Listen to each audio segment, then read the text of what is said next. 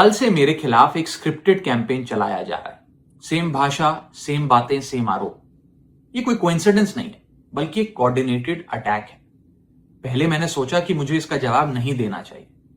फिर लगा कि कहीं एक झूठ को 100 बार बोला जाए तो कुछ लोग मान ना लें, इसलिए मैंने सोचा कि जवाब दूं। आम आदमी पार्टी ने 3 आरोप लगाते हुए यह कहा कि इन 3 आरोपों की वजह से हम राघव चड्ढा को पार्लियामेंट में बोलने का मौका नहीं देंगे। राघव चड्ढा के पार्लियामेंट में बोलने पर रोक इसलिए लगाई गई क्योंकि उन्होंने ये 3 गलतियां करी। मैं एक एक करके इन तीनों पर आपसे बात करना चाहूंगा। पहला आरोप कि जब ऑपोजिशन पार्लियामेंट से वॉकआउट करता है, सदन से वॉकआउट करता है, तो राघव चड्ढा वहीं बैठे रहते हैं, वो वॉकआउट नहीं करते। यह सरासर झूठ है, सफेद झूठ। मैं चुनौती देता हूं, एक इंस्टेंस, एक दिन ऐसा बताइए जब ऑपोजिशन ने वॉकआउट किया हो और मैंने उनका साथ ना दिया हो, मैं साथ में वॉकआउट नहीं किया हो। और पार्लियामेंट में तो हर जगह सीसीटीवी कैमरा है, आप सीसीटीवी कैमरा निकाल कर दिखा दीजिए, दूध का दूध और पानी का पानी हो जाएगा। दूसरा आरोप लगाया कि राघव चड्ढा ने चीफ इलेक्शन कमिश्नर के इंपीचमेंट मोशन पर, यानी कि मुख्य चुनाव आयुक्त को हटाने वाली जो याचिका थी, उस पर साइन करने से मना कर दी। दूसरा सफेद झूठ। ना मुझे आम आदमी पार्टी के किसी भी नेता ने इस मोशन पर साइन करने के लिए कहा, ना औपचारिक तौर पर कहा, ना अनौपचारिक तौर पर कहा। और आम आदमी पार्टी के राज्यसभा में कुल 10 सांसद हैं, जिनमें से 6 या 7 सांसदों ने इस मोशन पर खुद ही साइन नहीं किया। तो भला इसमें मेरी क्या गलती?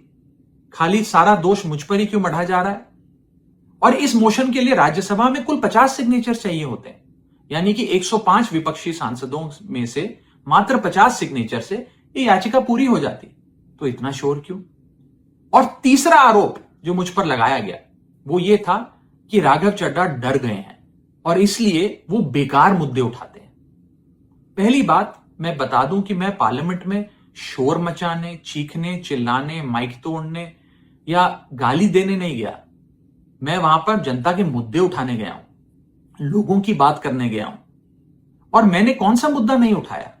मैंने जीएसटी से लेकर इनकम टैक्स की बात करी, पंजाब के पानी से लेकर दिल्ली की हवा का मुद्दा उठाया, हमारे सरकारी स्कूलों की हालत से लेकर कैसे पब्लिक हेल्थ केयर इंस्टीट्यूशंस को मजबूत किया जाए, इंडियन रेलवेज में जो पैसेंजर्स ट्रैवल करते हैं उनकी समस्याएं रखी, यहां तक कि मेंस्ट्रुअल हेल्थ, एक ऐसा मुद्दा जिसके बारे में लोग बात करने से कतराते हैं, वो बातें तक रखी। बेरोजगारी से लेकर महंगाई तक तमाम मुद्दे उठाए। आप मेरे 4 साल का पार्लियामेंट का ट्रैक रिकॉर्ड उठाकर देख लीजिए।